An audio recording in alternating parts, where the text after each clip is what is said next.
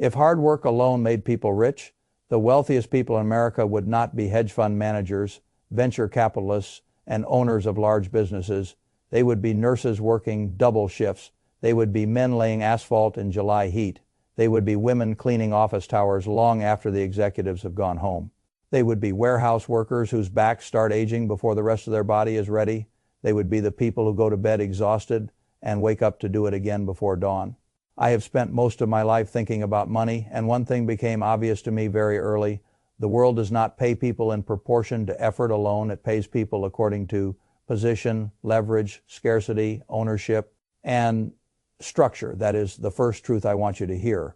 If you are still broke after years of honest work, I do not begin by assuming you are lazy.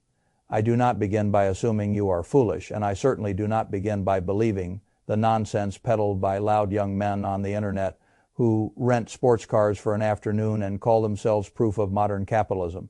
I begin somewhere colder and more useful. I ask what game you are actually playing, because I have seen many good people lose, not because they lacked effort, but because they were inside a system designed to reward the owner of the machine more than the person feeding the machine with time.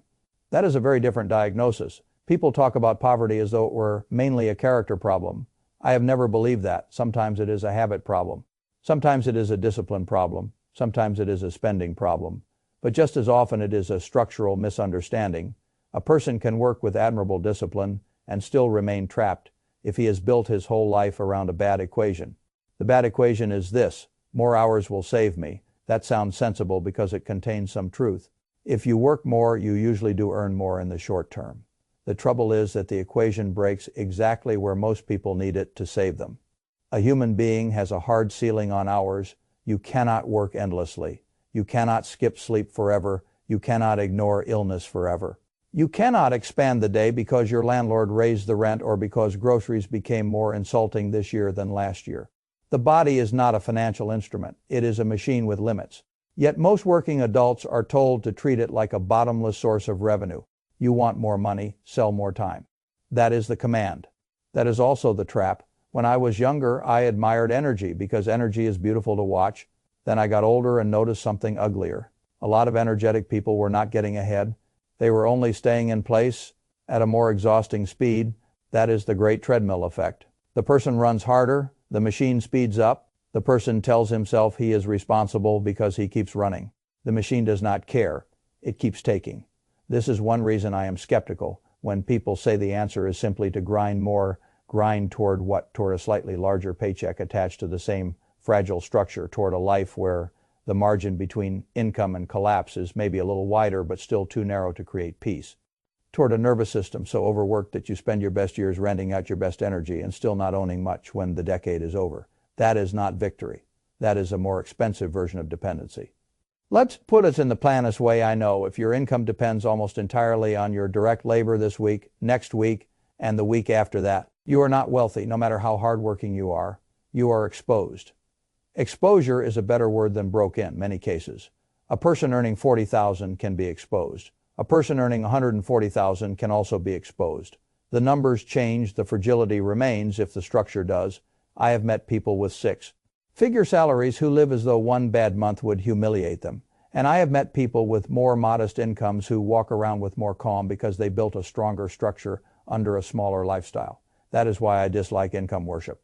Income is useful, income is not enough. The question is what the income is attached to, what it buys, what it leaves behind, and whether it is being converted into capital or merely consumed by a life that keeps getting more expensive as fast as the paychecks do.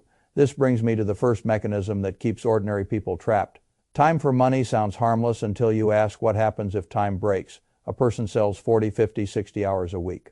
Fine. Now introduce the realities that life eventually introduces to everyone. An injury, a parent who needs care, a child who becomes sick, a recession that makes overtime vanish, a boss who decides loyalty was never a real category, a layoff, burnout, the body aging faster than the debt schedule. If the whole system depends on constant sale of time, then any interruption becomes financial violence. That is what people fail to price. They say, I earn $25 an hour or $40 an hour as though the quote itself proves strength. I want to know something else. What happens if the hours stop? What happens if you need to say no? What happens if your employer needs you less tomorrow than they needed you today? If the answer is panic, then the problem is not your work ethic. The problem is that you do not yet own a structure capable of surviving ordinary disruption. People hate hearing this because it sounds severe. Good. Severity helps when the alternative is delusion. I would rather tell a man the truth while he can still change the machine than flatter him while the machine quietly consumes him. And now we arrive at the second mechanism. Even if you work hard enough to save a little cash, cash by itself is not the safe place people imagine it is. This is where modern life becomes truly cruel. A person finally manages to put something aside. He skips pleasures. He shops carefully, he says no more than he wants to, he accumulates a little money. Then inflation enters like a tax collector who never had the courtesy to knock at the door. The purchasing power of the savings begins shrinking quietly, not in a theatrical way. That is what makes it so dangerous. The balance still looks respectable on the screen. The dollars are still there. The owner feels moral because he did the right thing.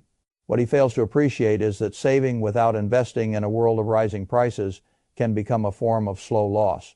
I do not say this to mock saving. Saving is essential. But saving is only the first stage. Cash is a waiting room, not the final destination. I want liquidity, I want reserves, I want room for shocks. But if all of your effort ends in a pile of dollars losing purchasing power while assets keep marching away from you, then you are still losing a race even while standing perfectly still and behaving responsibly. That is one reason ordinary working people feel so confused. They are doing what the old rules said to do. Work hard, save what you can. Do not be reckless. And yet the world around them behaves as though responsible behavior is still not enough. That is because the old rule left out ownership. Cash by itself does not compound meaningfully. Ownership does, assets do, productive businesses do. Index funds do, rental cash flows do if handled properly, dividend streams do. The person who never crosses from cash holder into owner remains vulnerable to inflation in a way the owner does not. This is not ideology, it is arithmetic. If the rich are getting richer during periods when the price of everything rises, it is not because they discovered a secret moral quality, it is because they own things that either appreciate, throw off income, or can reprice with the world. The person living mainly in cash gets repriced against. That is a terrible position. This is why I tell people that the line between the working poor and the investor class is not only one of income, it is one of relationship to assets. The worker sells time. The owner owns time stored in productive form. The first relationship is exhausting. The second becomes powerful. That does not mean everyone can leap instantly from one to the other. It does mean the direction of life must change at some point, or else the person stays inside the same economic loop forever. Work. Get paid, pay bills, save a little, watch prices rise, work harder. Repeat that loop can last 40 years. The public likes to blame the person caught inside it because blame is tidy. The tidier explanation is that nobody properly taught the person the difference between cash and capital. A dollar sitting in a checking account is not doing the same job as a dollar placed into a productive asset.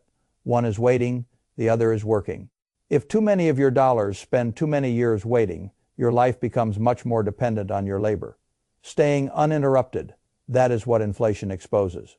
Now the third mechanism is the ugliest of all because it pretends to help the person while actually finishing the damaged consumer debt. I have always found it remarkable how intelligently the system extracts weakness from people who are already tired. A person works hard.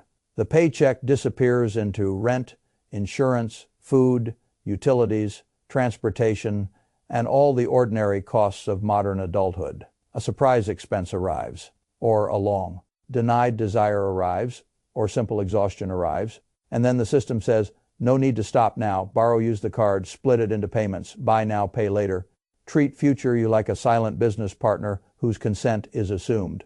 This is not merely convenient financing. It is a trap laid over the gap created by the first two mechanisms.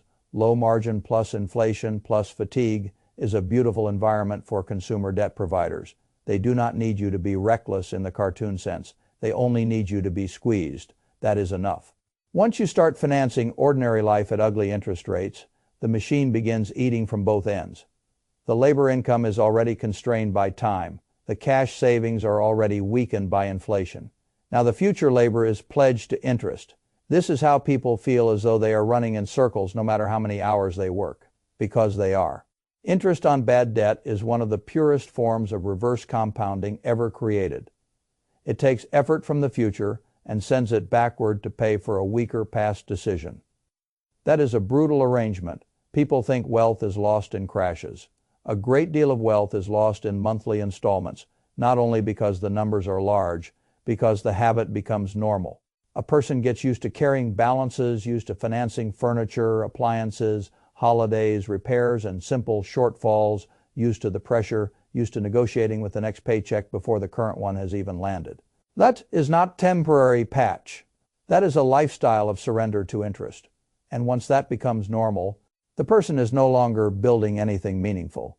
He is servicing old appetite, old stress, and old weakness. So now you can see the full structure. Time is sold with a hard limit. Cash savings lose quiet ground. Consumer debt feeds on the pressure created by both. That is the trap. It is not mystical. It is mathematical. And the reason so many people never escape it is that they keep trying to solve a structural problem with motivational language. Wake earlier, try harder, manifest more, think positively. The world loves selling emotional solutions to arithmetic problems. That is because emotional solutions are profitable to the seller and useless to the buyer. I have no interest in those.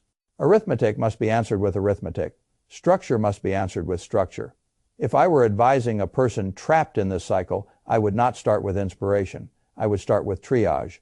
The first task is not to get rich. The first task is to stop the bleeding. That means high-interest consumer debt has to be treated like an emergency, not like a routine monthly category. If a man is paying 22% on a credit card, I do not want to hear his thoughts about cryptocurrency or market timing, or whether this is the right entry point for a certain stock. He is not yet at the stage where those thoughts matter. He is in a fire. The fire has to go out. That means cutting, selling, working extra if necessary. Taking all the drama and fantasy out of life for a season and deciding that no investment opportunity on earth beats the guaranteed return of eliminating ruinous interest. People misunderstand discipline because they want it to feel elegant. In real life, discipline often feels blunt. Good. Blunt is how you kill bad debt, not with a vision board.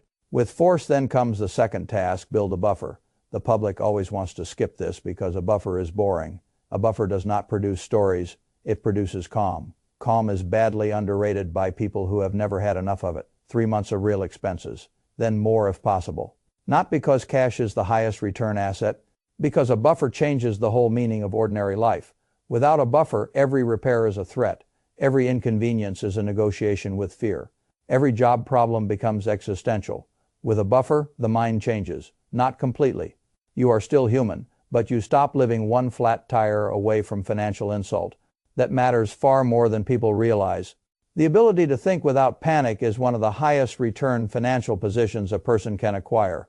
After the bad debt is dead and the buffer exists, only then do I become interested in the third phase, converting labor into ownership. That is where the real escape begins. This is not where I become dramatic or complicated. I am boring here on purpose. Broad index funds, low-cost ownership of productive enterprise, automatic transfers, no heroics, no attempts to prove brilliance through security selection unless the person genuinely has the temperament, skill, and time for that work. Most do not. Most are much better served by buying the productive machine of the economy in simple pieces and doing it repeatedly.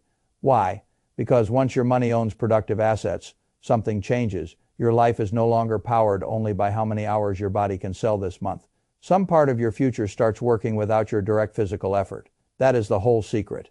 Not magic, not hustle, ownership. I have always thought the transition from worker only to worker plus owner is one of the most important psychological thresholds in financial life. The person may still feel small at first. The account may still look unimpressive. That is fine. The direction matters more than the early size. A man who owns little but is steadily accumulating ownership is living in a different story from a man who keeps all his surplus in cash or loses it to debt service.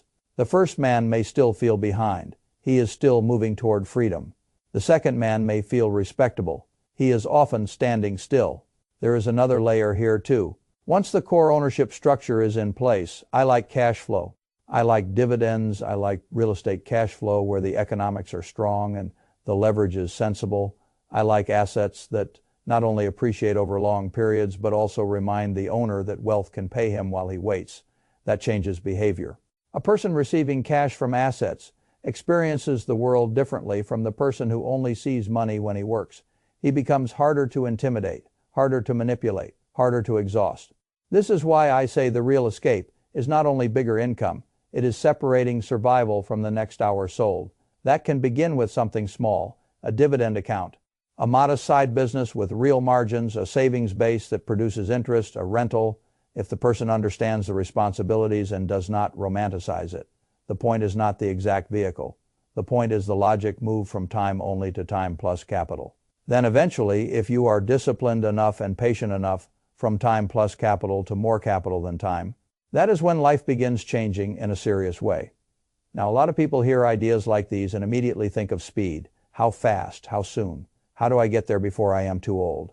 That is where they start ruining themselves again, because the same impatience that once made them vulnerable to consumption debt now makes them vulnerable to speculation. They jump from one trap into another. Do not do that. The road out is slower than people want and simpler than they expect.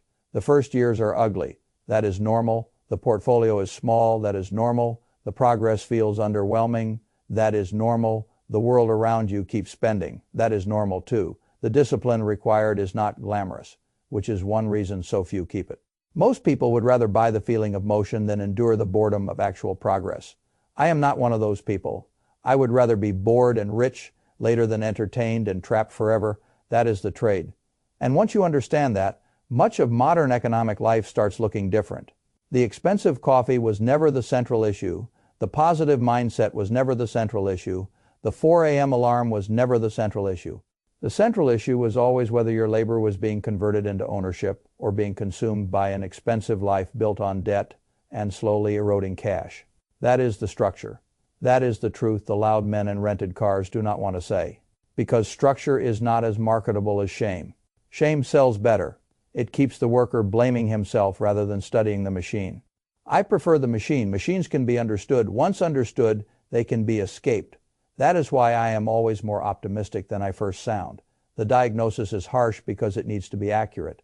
But accuracy is hopeful. A false diagnosis is what leaves people trapped. If you tell a hard-working person that his problem is laziness when his real problem is structural, he will simply work harder inside the wrong design.